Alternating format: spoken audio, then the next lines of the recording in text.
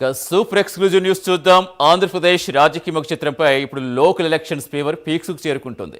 October నాటికి స్థానిక సంస్థల ఎన్నికల నగరం మాగడంతో అధికార కూటమిలో కీలక భాగస్వామిగా ఉన్న జనసేన తన పొలిటికల్ గేమ్ ప్లాన్ స్పీడప్ చేసింది.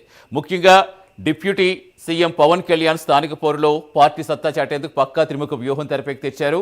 అసెంబ్లీ ఎన్నికల్లో 100% స్ట్రైక్ రేటుతో సంచలనం సృష్టించిన జనసేన ఇప్పుడు గ్రామీణ పట్టణ స్థాయిలో కూడా అదే మ్యాజిక్ రిపీట్ చేయాలని ఉవ్విళ్లూరుతోంది. టికెట్ల కోసం క్షేత్రస్థాయి నుంచి క్యాడర్ ఒత్తిడి పెరుగుతున్న వేళ ఎవరిని నొప్పించకుండా కేవలం విన్నింగ్ హార్సెస్కి అవకాశం ఇచ్చేలా పవన్ కళ్యాణ్ ఒక మాస్టర్ ప్లాన్ డిజైన్ చేశారు. ప్రతి వార్డు నుంచి 2 బలమైన నేతలను షార్ట్ లిస్ట్ చేయడం, గతంలో గెలిచిన వారి ట్రాక్ రికార్డ్ చెక్ చేయడం, అలాగే గత ప్రభుత్వంలో వైసీపీపై వీరోచితంగా పోరాడి ఓడిన నాయకుల ప్రస్తుత గ్రాఫ్ అంచనా వేయటం, ఈ 3 పాయింట్ల ఫార్ములాతో 15 రోజుల్లో పక్కా రిపోర్ట్ ఇవ్వాలని ఎమ్మెల్యేలు ఎమ్మెల్సీలకు డెడ్ లైన్ విధించారు. ఇక సీట్ల పంపకాలు, పొత్తుల వ్యవహారం నేను చూసుకుంటా, మీరెవరు పబ్లిక్గా మాట్లాడొద్దు అంటూ అధినేత ఇచ్చిన క్లారిటీతో జనసైనికులు సరికొత్త జోష్ కనిపిస్తోంది.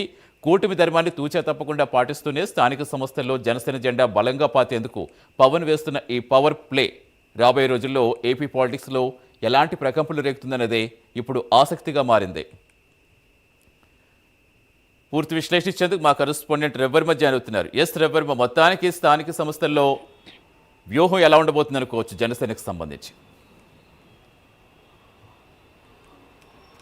యశతీష్, ఇవాళ స్థానిక సంస్థల్లో జనసేన పార్టీ తనదైన శైలిలో ఒక పక్కా ప్లాన్ ప్రకారం ముందుకు సాగుతూ ఉందని చెప్పి తెలుస్తోంది. ముఖ్యంగా గత 2024లో జరిగినటువంటి సాధారణ ఎన్నికల్లో 100% స్ట్రైకింగ్ రేట్ సాధించినటువంటి, అంటే పోటీ చేసినటువంటి జనసేన పార్టీ పోటీ చేసినటువంటి అన్ని స్థానాల్లోనూ గెలుపొందిన విషయం విదితమే.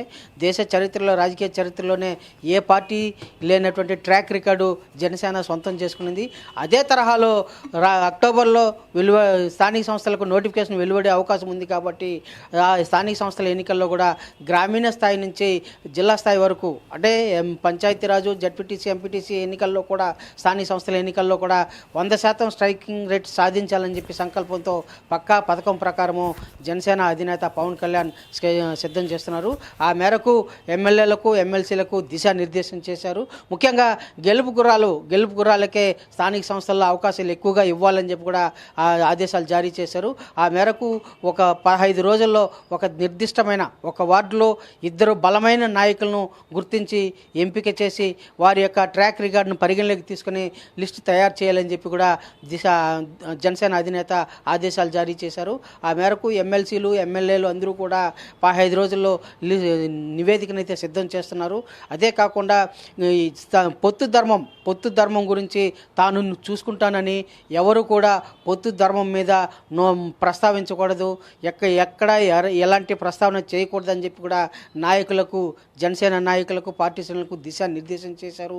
పొత్తు ధర్మాన్ని పాటిస్తూనే, అంటే కూటమిలో ముఖ్యంగా కీలక భాగస్వామిగా ఉన్నటువంటి జనసేన పార్టీ తమ పొత్తు ధర్మాన్ని పాటిస్తూనే రానున్న లోకల్ బాడీ ఎన్నికల్లో 100% స్ట్రైకింగ్ రేట్ సాధించాలని సంకల్పంతో పక్కా ప్రణాళికాబద్ధంగా కూడా ముందుకు సాగుతూ ఉన్నారు. ఆ మేరకే ఇవాళ ఎమ్మెల్యేలు, ఎమ్మెల్సీలు కూడా దిశానిర్దేశం చేశారు.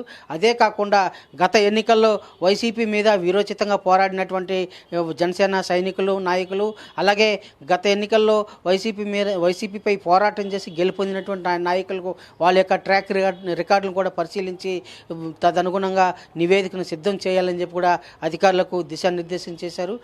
అలాగే రానున్న ఎన్నికలను దృష్టిలో ఉంచుకొని జనసేనలో ఆశావాహులు, పోటీ చేసేందుకు ఆశావాహులు ఎక్కువ మంది ఉంటున్నారు. క్యాడర్ కూడా సంసిద్ధత వ్యక్తం చేస్తూ ఉంది. రాష్ట్ర వ్యాప్తంగా అన్ని ప్రాంతాల్లో కూడా పోటీ చేయాలని చెప్పి సంసిద్ధత వ్యక్తం చేస్తూ ఉంది.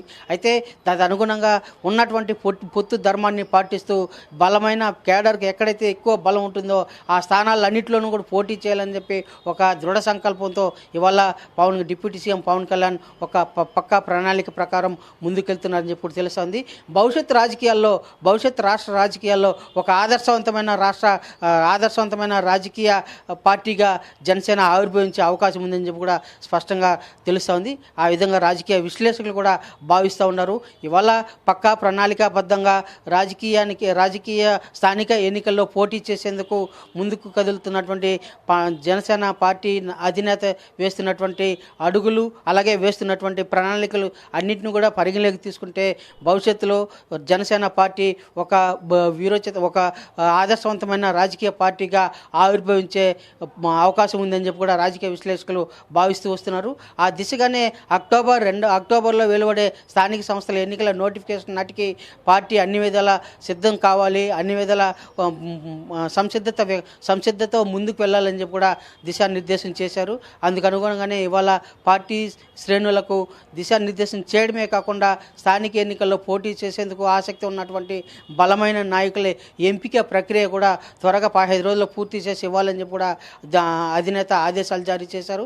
అందుకు అనుగుణంగానే ఇవాళ రాష్ట్ర వ్యాప్తంగా స్థానిక ఎన్నికల్లో పోటీ చేసేందుకు సంసిద్ధత వ్యక్తం చేస్తున్నటువంటి బలమైన నాయకులను కేడర్లను కూడా ఎంపిక ప్రక్రియ అయితే జరుగుతూ ఉందని చెప్పి కూడా తెలుస్తోంది.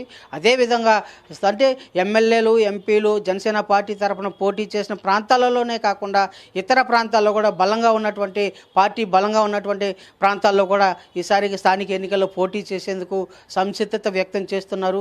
కేడర్ కూడా ఆశాభావం వ్యక్తం చేస్తున్నారు. ఆ దిశగా పార్టీ అధినేత కూడా ముందుకు ఆలోచించి తదనుగుణంగా ప్రణాళికాబద్ధంగా ముందుకెళ్తున్నట్టు కూడా తెలుస్తూ ఉంది. ఏది ఏమైనా రాష్ట్ర రాజకీయాల్లో భవిష్యత్తులో జనసేన పార్టీ ఒక దృఢమైన పార్టీగా, అలాగే ఆదర్శవంతమైన రాజకీయ విలువలతో కూడినటువంటి పార్టీగా నిలబడే అవకాశం ఉందని చెప్పి కూడా రాజకీయ విశ్లేషకులు భావిస్తున్నారు. ఆ దిశగానే ఇవాళ జనసేన పార్టీ పక్కా ప్రణాళికాబద్ధంగా ముందుకు సాగుతూ ఉంది. స్థానిక ఎన్నికలకు సంసిద్ధత వ్యక్తం చేస్తూ పోటీ చేసేందుకు పూర్తిగా సన్నద్ధమవుతుందని చెప్పి కూడా తెలుస్తూ ఉంది. Ravi, sorry Satish. Right, thank you Ravi Varma.